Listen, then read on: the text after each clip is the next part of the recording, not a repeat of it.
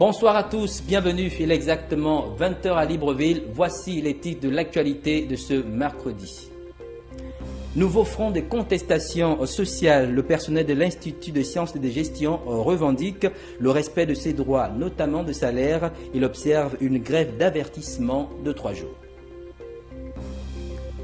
Politique, sommet de produire des noms de leurs représentants dans le délai de 72 heures. Les regroupements de partis de l'opposition n'ont pas trouvé de consensus, des contradictions qui révèlent des profondes dissensions et pourraient retarder la mise en place du bureau du CGE.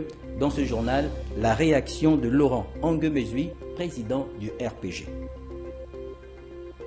Et puis, à l'étranger, 1 500 000 Français sont dans les rues pour protester contre les réformes de retraite du gouvernement Elisabeth Borne, qui ne présente aucun signe de fléchissement pour le moment.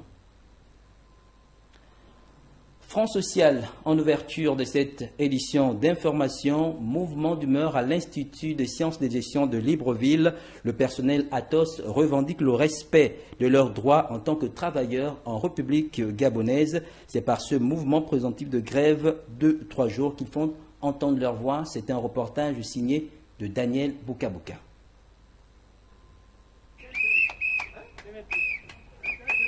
Ces coups de sifflet traduisent le mécontentement du personnel Atos de l'Institut national des sciences de gestion. Regroupés en bloc aux abords de l'établissement, ils réclament des meilleures conditions de travail. Le personnel, la CNSS n'est pas payé, ne peut pas avoir un bulletin de salaire. On n'a pas l'outil de travail. C'est moi-même qui paye mon bic, c'est moi-même qui paye l'encre, c'est moi-même qui prend les rames de papier, qui paye les rames de papier.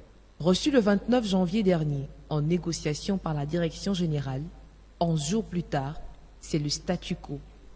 Après un processus d'enclenchement de grève respecté depuis 2018, selon le président du syndicat national des personnels des universités et grandes écoles et supérieures, il est anormal qu'il n'ait pas de suite favorable. C'est la première fois que nous arrivons au niveau de préavis, depuis 6 ans. Officiellement, j'ai écrit au directeur général pour rappeler qu'il y a des choses qu'il fallait regarder par rapport aux conditions de vie, de travail des agents. La réponse que j'ai eue, c'est « vous m'écrivez en tant que qui ?» Mais à la suite, à la surprise générale, après ça, un jour après, ils nous écrivent pour dire qu'en fait, le préavis qu'on a déposé, c'était juste un tract. Des pères de famille meurtris poussent un cri de détresse à la tutelle pour oublier à jamais ces jours sombres qui ont déjà occasionné la mort de leurs collègues par manque de revenus. Absent des lieux, le directeur général de l'INSG n'a pas pu donner sa version par rapport aux revendications des grévistes. Par ailleurs, des salles transformées en véritables dépotoirs et des sanitaires endommagés mettent à rude épreuve le travail de ces agents. Une situation complexe qui laisse plusieurs perplexes. La suite de cette édition d'information, Blond Cristal en partenariat avec Ringus Digital ont organisé hier mardi une conférence axée sur le numérique, levier de croissance et d'inclusion sociale, une rencontre en faveur des femmes gabonaises. Des précisions dans ce reportage de Jessica Andjoa. L'importance du numérique, la mise en avant de l'entrepreneuriat féminin dans le secteur de l'économie en constitué les points sur lesquels ont échangé les différentes panélistes. C'était au cours d'une conférence d'information et de sensibilisation. Il était question pour moi de partager mon témoignage en tant qu'actrice numérique et entrepreneur. Je suis développeuse web et je suis la fondatrice de la plateforme communautaire d'entraide aux dons de sang. Alors le message, c'est simplement de dire aux femmes que le code, c'est pas sorcier déjà, et le numérique est vaste, chacun a sa place. Et surtout que lancez-vous, passez du côté des consommateurs aux acteurs et vous verrez que c'est totalement passionnant. On a tenu vraiment à ce que nous puissions nous rencontrer aujourd'hui pour vous exprimer et vous partager nos expériences. Ce que nous développons chaque jour, le travail que nous nous efforçons à développer pour le Gabon, pour le développement du futur, le développement de nos enfants, de nos jeunes, mais aussi pour tous ces chercheurs d'emploi, toutes ces femmes en situation de handicap qui sont là. Parce que le digital aussi, c'est une porte pour elles, pour qu'elles ne se sentent plus exclues de la société. En tant que femme dans le secteur numérique, c'est un secteur qui est très difficile. Quand on est une femme et qu'on veut s'imposer dans un secteur où généralement on a vu des hommes devant, des hommes qui sont ingénieurs, des hommes qui codent, des hommes qui développent, et puis nous on est là et on veut s'imposer. On veut réduire la fracture numérique, on veut réduire les écarts, les stéréotypes de genre. dans le secteur digital. Donc je les félicite parce que c'est un travail de courage, mais je félicite aussi toutes les femmes qui ne sont pas sur ce panel parce qu'elles ne sont pas en reste. Cette masterclass dénommée le numérique levier de croissance et d'inclusion sociale était l'occasion de faire connaître auprès des femmes ce secteur d'activité, mais surtout de réduire toute inclusion sociale. 63 projets ont été portés par des femmes. Ces quelques chiffres attestent de l'inclusion progressive des femmes dans le secteur de l'économie numérique. Aussi, je me réjouis de l'initiative de l'agence de communication Blanc Cristal et de cette opportunité qui m'est donnée pour féliciter toutes ces femmes impliquées dans l'éclosion du numérique au Gabon. C'est l'occasion d'encourager celles qui hésitent encore à se lancer dans la juste bataille de l'émancipation et de l'autonomisation financière et sociale à travers le digital. Le numérique au féminin est un ensemble de données dont la formation serait nécessaire pour en faire une activité professionnelle.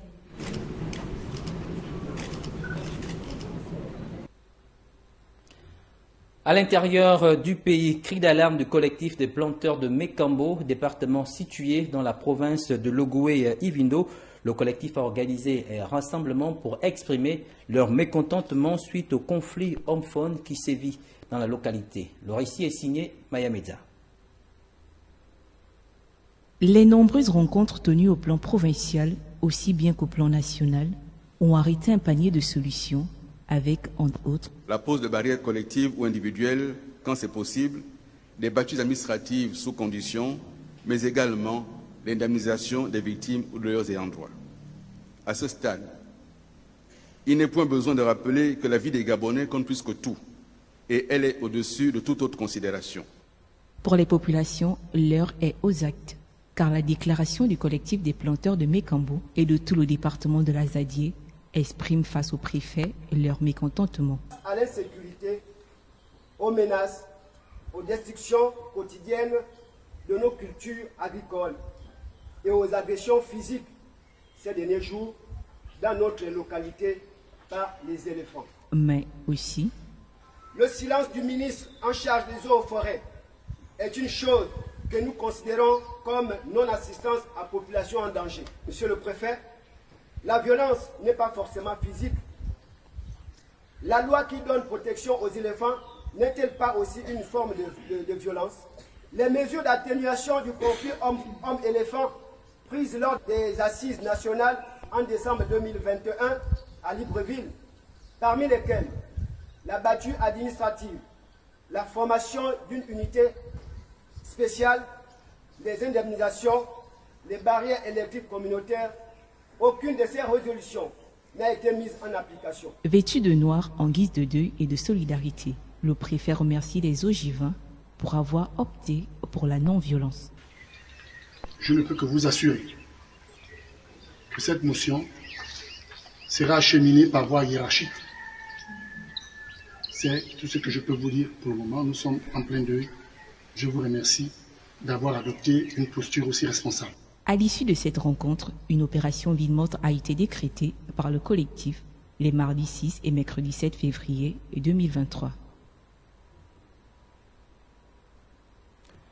Retour à Libreville pour parler cette fois-ci du climat social apaisé que les médias devraient jouer dans le cadre de leur profession.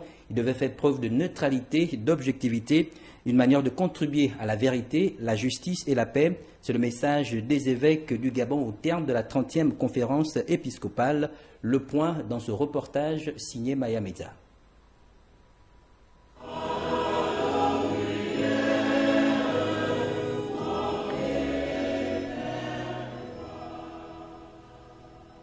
Le Concile Vatican II reconnaît dans les médias l'une des merveilleuses découvertes techniques inspirées par Dieu et souligne le bien immense que l'on tire de leur usage. Ils rendent de grands services au genre humain et contribuent d'une manière efficace au délassement et à la culture de l'esprit, ainsi qu'à l'extension et à l'affermissement du règne de Dieu. À l'approche des élections présidentielles dans le pays, les évêques du Gabon exhortent le milieu médiatique à respecter la norme éthique pour le bien de tous. Que la communication soit véridique, complète, honnête et convenable, que l'accès aux médias soit équitable. Donner un visage nouveau à la société gabonaise reste le leitmotiv que les hommes et les femmes des médias doivent préserver jalousement, et ce, tout en s'appuyant sur le Concile Vatican II.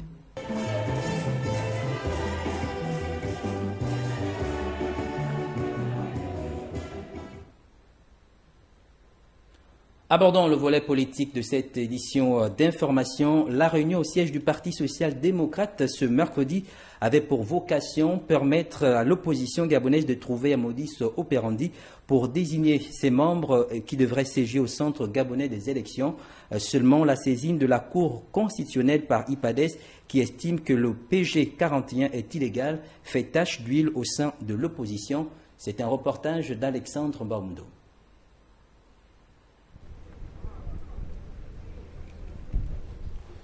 Alors qu'il ne dispose que de 72 heures, l'opposition gabonaise a du mal à s'accorder sur les membres qui doivent siéger au centre gabonais des élections. Une situation qui fait suite à la saisine du regroupement politique l'IPADES qui estime que l'APG 41 est illégal. Chose qu'a du mal à digérer la coalition de Maître Louis Gaston Maïla. Malheureusement, puisque nous allons dans tous les sens, un groupement politique appelé la l'IPADES a saisi la Cour constitutionnelle il y a quelques jours. Dans sa plainte, ce groupement estime que la PG 41 est un groupement politique illégal. Et aujourd'hui, nous sommes convoqués à la Cour constitutionnelle à 12 heures pour la première audience. Nous ne pouvons pas être en même temps ici avec eux et à la Cour constitutionnelle.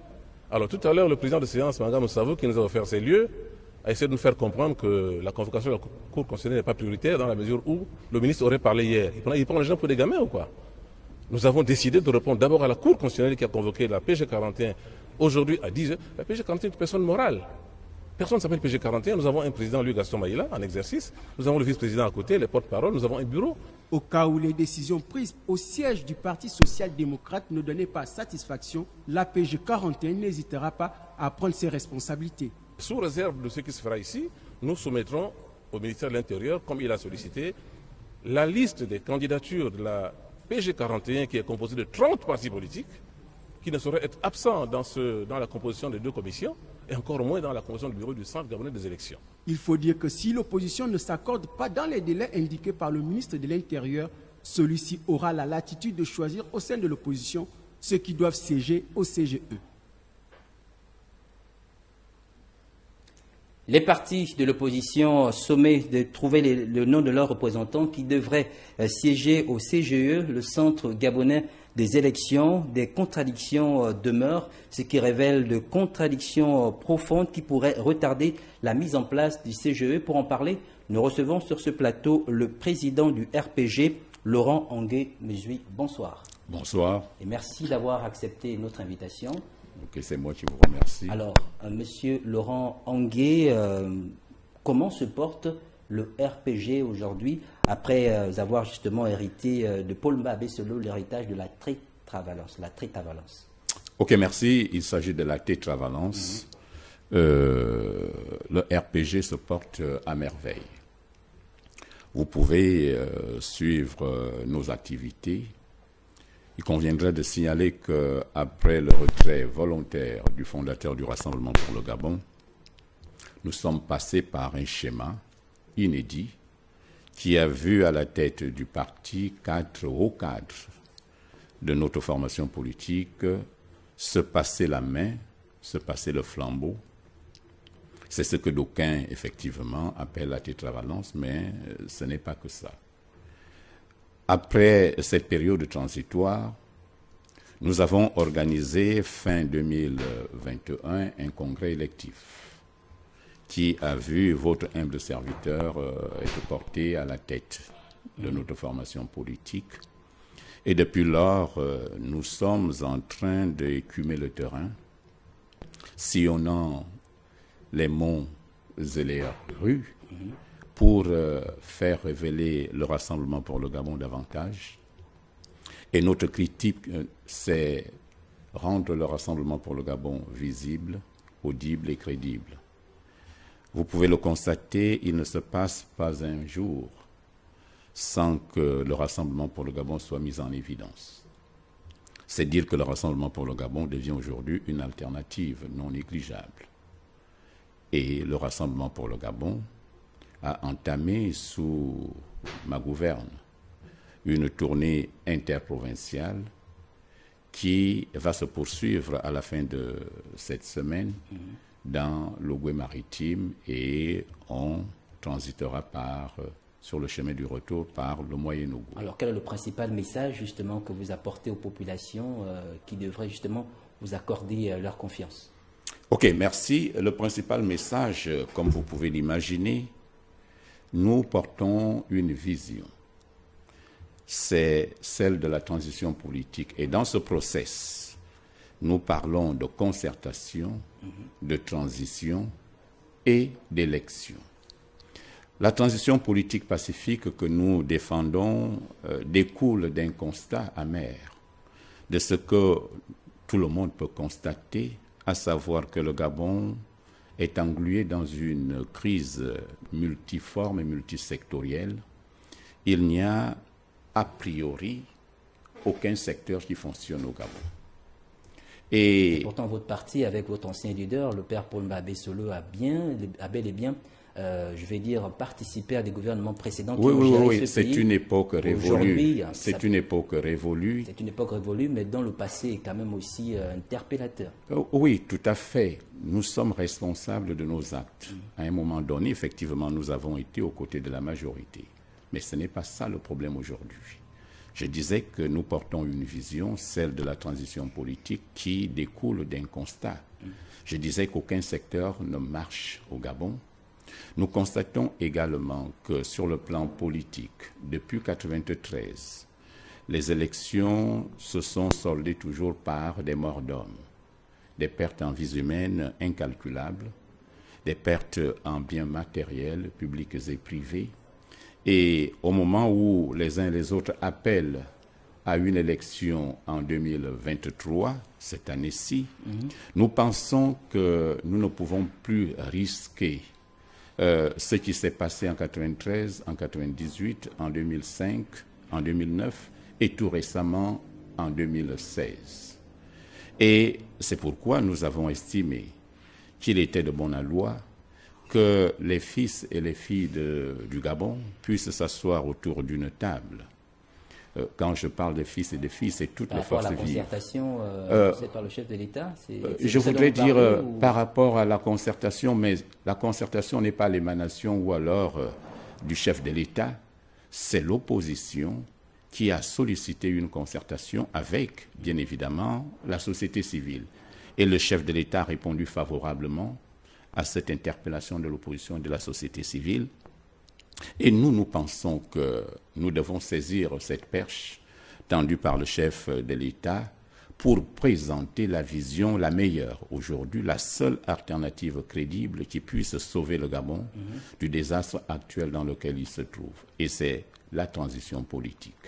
Cette transition politique verra les filles et les fils de ce pays, c'est-à-dire les politiques, les confessions religieuses. Laissez-moi aller au fond de mon idée. D'accord, mais permettez quand même, vous reviendrez, parce qu'au Gabon, on a assisté à plusieurs concertations, des négociations qui n'ont jamais finalement profité, sinon bénéficié à la population, parce qu'on a l'impression que les partis politiques, que ce soit de l'opposition ou de la majorité, vont pour essayer de tirer la part du gâteau, et après ce sont les populations qui sont plus ou moins laissées pour compte. Alors vous comprenez aisément, cette concertation, vous comprenez aisément, n'y va pas pour espérer avoir aussi une place au soleil. Vous comprenez aisément la proposition que fait le Rassemblement pour le Gabon, à savoir celle de la transition politique. Il y a eu plusieurs concertations au Gabon, vous l'avez dit. Ces concertations se sont soldées par, certainement, un partage de gâteaux. Telle n'est pas la vision du Rassemblement pour le Gabon. Nous voulons mettre le Gabon au-dessus de tout intérêt partisan ou égoïste et voir ce que les pères fondateurs de cette nation avaient voulu du Gabon, à savoir Gabon d'abord. Et quand je parle de Gabon d'abord, c'est d'éviter, de risquer effectivement des lendemains électoraux tumultueux. Et c'est pourquoi nous pensons, en toute objectivité et pour toute personne éprise de paix et de logique, il n'y a pas une autre alternative que de passer par la transition politique qui nous permettra d'élaguer toutes les entraves au processus électoral. Comment arriver à cette transition quand on sait qu'aujourd'hui il y a une opposition divisée, alors que le camp d'en face, il y a une sorte d'organisation avec la majorité et le parti au pouvoir? Comment vous, en tant que parti de l'opposition, espérez-vous parvenir à avoir une sorte d'alternance au sommet de l'État avec la confusion, sinon la presque division qui règne aujourd'hui? Non, il faut pas mélanger les genres. La transition politique que nous souhaitons de tous nos voeux n'est pas du seul ressort de l'opposition ou du Rassemblement pour le Gabon. D'ailleurs, il faut le dire, il y a quelques jours, nous avons lancé au siège du Rassemblement pour le Gabon la signature d'un code de bonne conduite pour la transition politique pacifique au Gabon et le lancement de la pétition nationale demandant qu'effectivement nous parvenions à cette transition politique. Si vous avez suivi un peu les informations, vous avez vu l'engouement que ça a donné. Ça voudrait dire que les populations ne sont pas prêtes à aller aux élections dans les conditions actuelles. Et c'est pourquoi il nous faut nous retrouver autour d'une table, les politiques, les confessions religieuses, la diaspora, la société civile, les chefs coutumiers et même les partenaires du Gabon, pour imaginer un processus que nous avons accouché sur papier et qui doit être proposé à la classe politique lors de cette concertation. Parce que nous estimons qu'au-delà des intérêts ventroloques, il va falloir que nous pensions Gabon d'abord. Et c'est à ce niveau-là que nous interpellons toute la classe politique et toutes les forces vives de la nation à regarder à l'intérêt du Gabon et non à s'accrocher vaille que vaille au pouvoir ou alors à chercher ses propres intérêts personnels. Ce sont les messages qu'on entend presque de tous les candidats, on va dire. Je ne veux pas parler de... Et là, vous n'avez pas de candidat devant vous, vous avez un responsable politique qui défend une vision et une vision qui est largement partagée dans la société. C'est toujours presque le même discours, mais la PG 41 a été entendue mercredi par la Cour constitutionnelle suite à la saisine de l'IPADES qui estime que vous agissez en toute illégalité. Quelle est votre réaction sur ce point? C'est surprenant que la LIPADES pense que la PG 41 est dans l'illégalité. Ceux qui ont initié ce recours auprès de la Cour constitutionnelle ont été à un moment donné membres de la PG 41. À cette époque, pour eux, la PG 41 était légale. Mais puisqu'ils en sont sortis et ils estiment pouvoir concurrencer la PG 41, ils sont obligés de la taxer de tous les noms d'oiseaux. Aujourd'hui, effectivement, nous avons été... Excusez-moi, qu'est-ce qui fait que vous soyez illégal aujourd'hui? Qu'est-ce qu'on vous reproche? Nous ne sommes pas illégaux. La PG 41, il faut le dire, à la différence des autres groupes, nous ne sommes pas un groupement de partis politiques. Nous sommes un regroupement de partis politiques. C'est-à-dire qui compte en son sein plusieurs groupements de partis politiques. Ils en sont 4, à la différence des autres qui sont des groupements de partis politiques. Donc nous ne pouvons pas avoir le même statut en termes de représentativité. C'est ainsi que lors de la convocation d'hier avec le ministre de l'Intérieur, effectivement, on a vu que l'opposition ne parlait pas d'une même voix. Et dans sa sagesse, le ministre de l'Intérieur a cru bon de renvoyer les partis politiques de l'opposition pour aller choisir les noms de ses représentants. Et ce matin, nous étions effectivement au siège de Pierre Claver Manganga Moussavou, donc du PSD. Et malheureusement, pendant que nous y étions, nous avons reçu la convocation de la Cour constitutionnelle nous invitant à être auditionnés. Et c'est pourquoi nous avons sollicité effectivement la compréhension de nos pairs de l'opposition pour dire on ne peut pas être partout en même temps. Il va falloir que nous nous retirions pour aller se faire auditionner par la Cour constitutionnelle et nous avons présenté nos excuses à nos pairs. Donc la sortie de la PG 41 de cette réunion n'est pas une sortie qui bouderait l'unité de l'opposition, bien au contraire, mais il fallait répondre à la convocation de la Cour constitutionnelle qui est une supra-institution de la République. Donc il était hors de question pour nous de rester au siège du PSD alors que nous devrions répondre à la convocation de la Cour constitutionnelle. Donc, il n'y a pas, a priori, de dissension. C'est un malentendu. Chaque groupement a bien voulu, tel que l'autorise la loi, proposer des noms. Pourtant, et il aurait dû être, cette fois-ci, que chaque groupement et le regroupement de la PG 41, vous le dites, beaucoup essayent de véhiculer un message faux. Parce que lorsque la PG 41, sinon le président de la PG 41 a envoyé la liste des représentants de la PG 41, aller déposer cela, nous étions à la 8e place. Ça veut dire que d'autres avaient déjà déposé leur liste. Mais pourquoi est-ce que la liste de la PG 41 fait débat? Il faut se poser la question. Tous avaient déjà déposé leur liste de candidats, mais la sagesse aurait bien voulu que l'opposition parlât d'une même voix, se retrouve bien avant et qu'on regarde les différentes listes, puisque les représentants ne seront pas les représentants d'un bord ou alors d'une entité de l'opposition, mais ils vont représenter toute l'opposition. La logique aurait bien voulu que chacun amenant ses candidats, qu'on se retrouve d'abord entre nous, avant d'envoyer une liste. Mais, comme je vous le disais, d'autres avaient déjà envoyé les listes. Nous étions à la 8e place, donc au 8e rang, à les déposer, alors que d'autres avaient déjà déposé leur liste. Donc, voilà un peu la contradiction. Vous l'avez dit justement vous-même, vous parlez de contradiction. Puisque l'opposition semble ne pas parler du même voix, et à l'orée des prochaines élections générales, est-ce que ce n'est pas d'une certaine manière faire le lit au pouvoir en face? Pas du tout, pas du tout. Nous sommes engagés à faire partir le pouvoir en place par le canal d'une alternance au sommet de l'État. Et quelle est la stratégie pour y arriver? Mais vous savez qu'on ne peut pas parler, on ne dévoile pas de stratégie publiquement. Nous avons l'opposition à sa stratégie. Nous ne pouvons pas vous dire, voici ce que nous allons faire. Nous avons face à nous un adversaire qui est là depuis belle lurette et nous avons appris des expériences de 93, de 98, de 2005, de 2009 et de 2016. L'opposition commence à travailler. Ce n'est pas le bureau ou alors les représentants des différentes commissions du CGE qui amèneraient l'opposition à l'éclatement, pas du tout.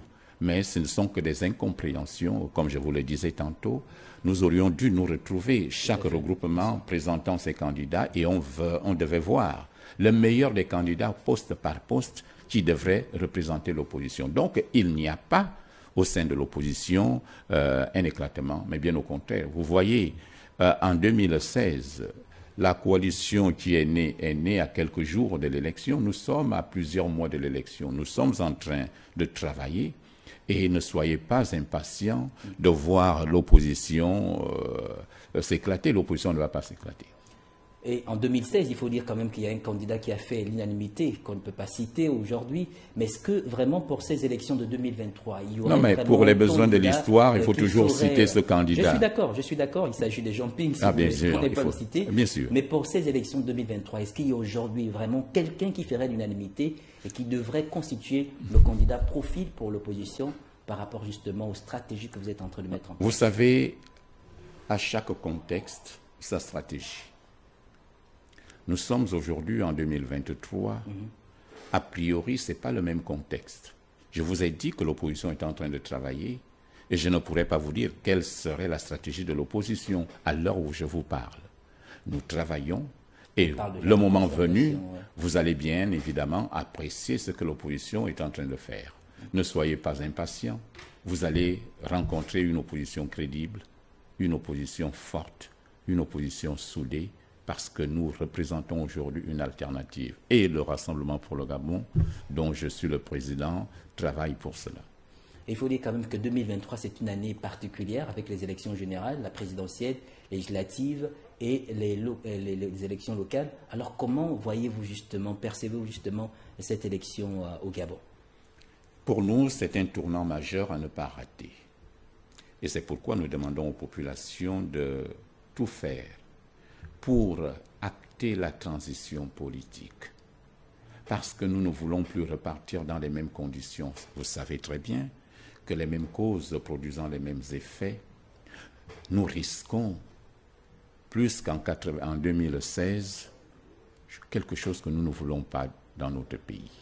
Et c'est pourquoi, pour aller dans une élection générale apaisée, il est tout à fait normal que nous, patriotes, nous, Gabonais, nous, leaders politiques et religieux et de la société civile, nous puissions accorder nos violons et regarder dans la même direction pour dire plus jamais ça.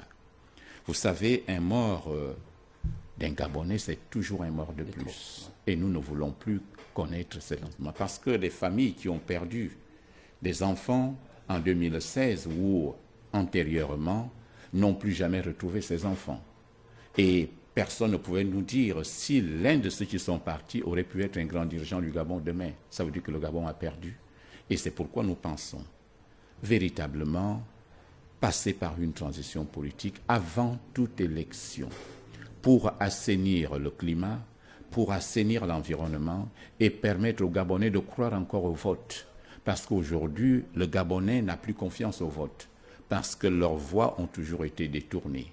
Ils ont le sentiment d'un éternel recommencement. Mais il semblerait que l'opposition au Gabon serait parfois complice justement des, on va dire quoi, des passages au pouvoir de certains candidats, sinon on va dire du parti qui dirige le Gabon depuis de nombreuses années. Est-ce que vraiment il n'y a pas toujours un jeu de l'opposition dans ce jeu de semblant d'alternance? Ok, je vous ai dit que l'opposition, depuis un certain temps, nous nous retrouvons. Nous nous regardons dans le miroir parce que tout ce que nous sommes en train de dire n'est pas que du camp d'en face. Nous-mêmes aussi, nous avons à nous regarder dans le miroir pour corriger les erreurs du passé. Et c'est ce que nous sommes en train de faire. Donc, je ne voudrais pas jeter l'opprobre sur une catégorie de l'opposition, mais je suis convaincu que nous avons les mêmes objectifs, à savoir parvenir à l'alternance politique. Et que ce qui a été pour nous hier une erreur ou alors une posture à favoriser ceux d'en face, ça devrait nous apprendre beaucoup de leçons et faire en sorte que nous évitions ces quelques travers. Alors il faut dire que le parti d'en face aujourd'hui, le Parti démocratique gabonais, a déjà organisé un congrès pour d'une certaine manière se mobiliser, déjà mettre en place, si vous voulez, des schémas, des stratégies qui permettraient à ce que leur parti soit mieux organisé pour aborder sereinement ces élections, et qu'attend l'opposition justement pour tenter justement de mettre en place des stratégies qui permettraient également aux populations de vous faire confiance, sinon d'avoir un regard de confiance envers justement vos organisations. Il ne faut jamais confondre l'opposition à un parti politique de la majorité. Le PDG est un parti de la majorité qui a son agenda personnel, et chacun des partis politiques de l'opposition, j'allais dire, nous avons tous chacun un agenda. Donc nous ne pouvons pas nous arrimer effectivement à l'agenda du PDG. Nous avons nos réflexions à nous. Nous sommes en train de travailler et chacun, individuellement en tant que parti politique, se prépare éventuellement pour ces élections. Mais nous disons que nous pouvons mieux nous préparer pour ces élections en passant par la transition politique. Dites-vous bien qu'après chaque élection, les populations décrient la posture de la Cour constitutionnelle. Les populations décrient les votes qui sont donnés alors qu'ils ne reflètent pas la vérité des urnes. Les populations décrient le fait que lors de la proclamation des élections, on met les forces de l'ordre devant et qui vont matraquer les populations qui revendiquent effectivement leur vote. Et ça se solde par des morts d'hommes. Donc, les populations sont estomaquées de constater que ceux d'en face, à la limite, n'arrivent pas à comprendre que nous avons un seul pays. Ce n'est pas un pays de rechange. Et qu'après le pouvoir, il y a une vie. Il faut qu'ils comprennent qu'il faut qu'on arrive à cela. Il va arriver un moment où ils doivent partir de là où ils sont, mais pourvu qu'ils vivent en harmonie avec le reste de la population. Parce que nous ne voulons pas voir qu'une frange de la population aille vivre en exil parce qu'ils étaient au pouvoir hier. Et c'est pourquoi nous pensons qu'il va falloir dès maintenant réparer ce qui est réparable. Et c'est pourquoi nous proposons lors de la transition politique de mettre en place une commission vérité-réconciliation. La transparence électorale sera un détail de cette transition politique. Parce qu'au cours de la transition politique, si nous y parvenons, nous allons revoir le code électoral, nous allons pratiquement élaguer toutes les entraves au processus électoral, nous allons revoir le découpage électoral et tout ce qui s'ensuit, de faire en sorte que, par exemple, également, revoir le statut de l'armée. Parce que l'armée est un élément majeur de la transparence électorale. Donc voilà autant de choses que nous proposons. Si nous parvenons à cette commission vérité-réconciliation, ça permettrait à ceux qui sont aujourd'hui au pouvoir de négocier éventuellement leur sortie. Et le peuple ne leur gardera pas dents, tout simplement parce qu'on comprendra qu'ils ont effectivement fait leur temps et qu'ils doivent vivre au Gabon et voir comment les autres travaillent le pays. D'accord, Monsieur Laurent Angué-Mesui, est-ce que vous aurez des candidats pour les législatives et peut-être les locales pour 2023? Est-ce que vous avez des candidats? Pourquoi choisissez-vous certaines élections? Enfin, parce que déjà au niveau de l'opposition, vous organisez en tant que, on va dire quoi, une certaine coalition pour avoir un candidat unique. C'est l'opposition qui vous l'a dit? Non. En fait, je crois que vous voulez savoir ce que l'opposition est en train de faire. Est-ce que vous serez candidat vous-même personnellement? Je vous dis, nous sommes un parti organisé, le Rassemblement pour le Gabon. Vous serez candidat, le RPG? Je vous dis bien, le Rassemblement pour le Gabon est un parti organisé qui a ses statuts et règlements intérieurs qui fonctionnent selon une norme. Nous ne sommes pas des indépendants qui se lèvent un beau matin pour dire « je suis candidat ». Nous aurons à nous déterminer le moment venu. Ce n'est pas encore le temps pour nous. Nous avons une vision que nous défendons, mais quand on met un parti politique en place, c'est pour effectivement aller briguer les suffrages des populations. Donc nous ne sommes pas, nous sommes un parti de gouvernement. D'accord. Le Rassemblement pour le Gabon est un parti de gouvernement et nous avons tout ce qu'il faut. On vous a très bien compris. Pour la concertation, le RPG sera-t-il présent et quelles seraient les propositions justement de votre parti politique? Ça rentre dans le process que j'ai indiqué plus haut. Je vous ai dit, le process que propose le Rassemblement pour le Gabon, c'est la concertation, la transition politique et l'élection. Le premier élément de ce process a déjà été plus ou moins accepté par le chef de l'État, c'est-à-dire la concertation. Au cours de cette concertation, nous allons présenter effectivement la vision de la transition politique que nous estimons être aujourd'hui la seule à pouvoir sortir le Gabon de l'ornière. Et après, si ça requiert l'unanimité des participants, parce que voyant l'intérêt du Gabon, alors à ce moment-là, nous passerons par une transition. Et au cours de cette transition, nous mettrons tout ensemble sur une table, de sorte que ça ne ressemble pas à d'autres concertations, parce que là, ce sera maintenant une transition où il y aura un exécutif de la transition, un président de la transition, un premier ministre de transition, un gouvernement de transition et bien évidemment une constituante qui va réfléchir à la nouvelle constitution de la République. Et je vous ai dit plus haut que nous procéderons donc à la révision, nous mettrons à plat la liste électorale, nous allons réécrire un nouveau code électoral, nous allons procéder à un nouveau redécoupage électoral et revoir un certain nombre d'administrations. D'ailleurs, nous préconisons même mettre en place des délégations spéciales au niveau des collectivités locales parce que l'Assemblée nationale sera mise entre parenthèses aussi bien que le Sénat. Et en contrepartie, on mettra la constituante en place qui va aider l'exécutif dans la prise des lois pendant la période qui sera déterminée par les participants à cette transition politique. Monsieur Laurent Angué-Mesui, merci d'avoir répondu à notre invitation pour avoir un peu plus d'éclairage par rapport à tout ce que vous avez avancé suite justement aux dissensions qui réuniraient au sein de l'opposition. Vous restez avec nous pour la suite de cette édition. Merci déjà de l'invitation et je voudrais féliciter TV+, parce que vous faites un peu dans la différence, à inviter les leaders politiques à s'exprimer librement. Je voudrais vous tirer chapeau et continuer sur cette voie parce que c'est de cela dont il est question. Le journalisme, ce n'est pas de dire des contre-vérités, c'est de permettre à ceux qui ont un message de l'exprimer, quitte à la population de l'analyser et de prendre leur position, ce que nous déplorons ailleurs. Merci. La suite de cette édition d'information, toujours en politique, le président de la République, Omar Ali Bongo, a procédé ce jour à l'inauguration de 4 ateliers de maintenance spécialisés dans l'entretien et la réparation des locomotives et des wagons. Le chef de l'État était accompagné de son homologue du président togolais, Faure Essozima Gnassigbe. Ces infrastructures ferroviaires viennent booster la performance du secteur. Plus de précisions dans ce reportage de Priska Mugula de la presse présidentielle.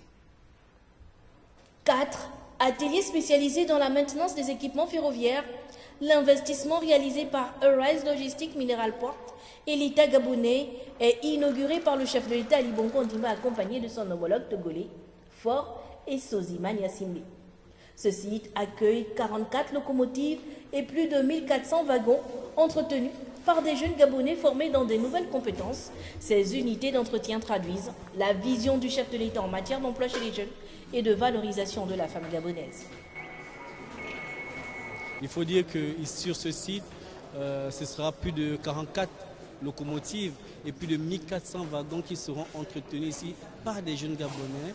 Et ça, il faut pouvoir le mettre au crédit de la politique du chef de l'État. Cette politique qui vise donc à donner des emplois à la jeunesse et à valoriser la femme gabonaise. 50% du top management de cette entreprise est représenté par des femmes, quand 26% de cet effectif féminin se retrouve dans l'ensemble du staff de l'entreprise. 1300 emplois créés au profit essentiellement des jeunes Gabonais avec de nouvelles compétences. C'est pour nous un élément essentiel à la construction de notre secteur minier. Ces entrepôts de maintenance permettent d'optimiser les performances opérationnelles pour plus de sécurité sur la voie ferrée. Il y en a 4 qui sont des ateliers qui sont spécialisés dans la maintenance des locomotives et des wagons. C'est un investissement qui a été réalisé afin de nous permettre d'améliorer nos performances opérationnelles, puisque on a commencé timidement avec 4 locomotives et 90 wagons. Maintenant, on a une flotte de 43 locomotives et 1450 wagons.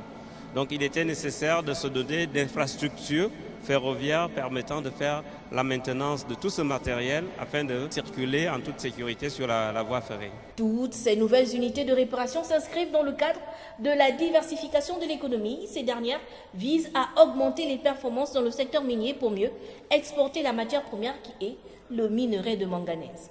Au niveau des opérations portuaires, c'est un avantage énorme d'avoir tous ces entrepôts parce qu'aujourd'hui on pourra exporter plus de manganèse. Comme nous sommes quand même le premier producteur mondial de manganèse, ça va permettre d'augmenter les capacités. Donc le fait d'avoir des nouveaux entrepôts de maintenance permettra d'avoir des locomotives et des wagons sur la ligne et donc d'exporter plus de matières premières. Le fait d'avoir tous ces entrepôts permet d'avoir rapidement une maintenance en 8-10 heures et de retourner sur le rail pour pouvoir charger dans les différentes mines sur lesquelles nous travaillons. Une photo de famille avec les jeunes et les femmes pour immortaliser l'événement. L'industrialisation du Gabon, le secteur, est un vivier d'emploi pour la jeunesse gabonaise. La zone d'investissement spécial d'Uncock et le port minéralier d'Ovendo sont autant d'infrastructures qui sont des références pour de nombreux pays. La suite de cette édition d'information, Faure Essozima Gnassigbe, le chef de l'État togolais, a également visité l'usine de transformation d'huile de palme d'Akwala à Kango en compagnie du président de la République Ali Bongo Ondimba. Une visite guidée riche d'enseignements. Bienvenue micro de la presse présidentielle. C'est l'une des étapes du séjour du président de la République togolaise en terre gabonaise. Située à 45 km de la localité de Kango, l'usine de production d'huile de palme d'Awala est un exemple de développement de la chaîne de valeur de la filière palmier à huile. Un modèle de diversification de l'économie que le président de la République a tenu à faire visiter à son hôte de marque. Cette usine est l'une des 3 usines que nous avons dans le pays. Il y a donc l'usine d'Awala, il y a l'usine de Bilala en Mboukou et puis l'usine de Dola en Dendé. Et grâce à cet effort d'industrialisation, aujourd'hui, on peut être fier de dire que la balance commerciale entre le Gabon et le Cameroun est un solde positif, ce qui change énormément la tendance dans les échanges avec le Cameroun. Et nous exportons aussi dans d'autres régions comme en Europe et en Asie. Entièrement dédié à l'extraction et la fabrication d'huile de palme brute, Le projet agro-industriel d'Awala, lancé en août 2015, procure 1 millier d'emplois et une belle impulsion de développement dans la localité de Kango et ses environs.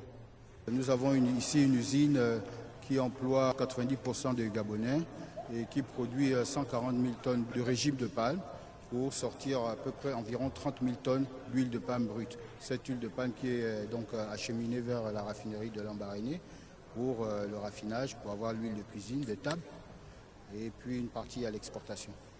C'est donc un site ultra moderne que les deux chefs d'État ont visité ce jour.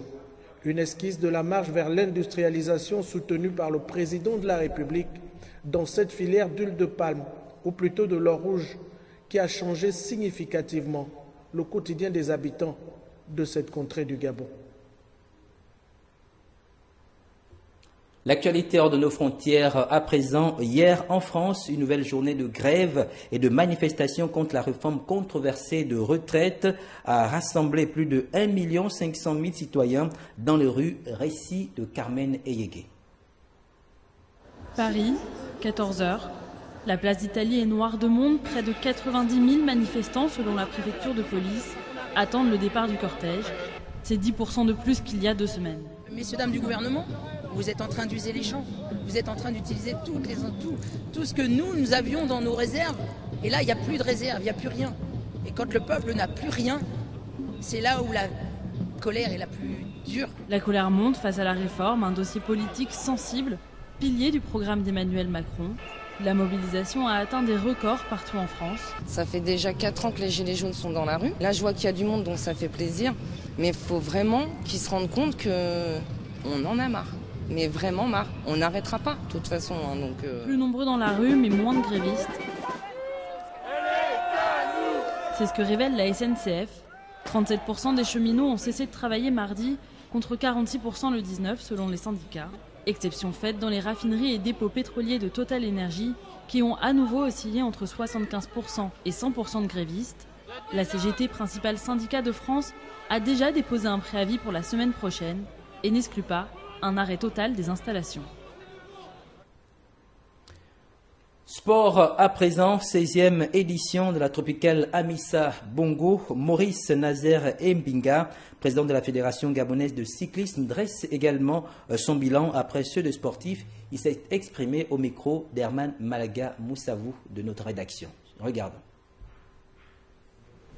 Bien, merci vraiment, vous êtes la première presse à venir m'aborder à ce sujet. Je ne vous dirai pas vraiment grand-chose, mais je peux quand même dire quelque chose qui me revient dans le cœur. Je sais qu'au niveau de l'organisation, ça a toujours été une organisation vraiment bien préparée, avec les organisateurs, donc le coordinateur général de la Tropicale Amissa Bongo. Et ça a été une réussite après 2 ans d'interruption compte tenu de la Covid-19.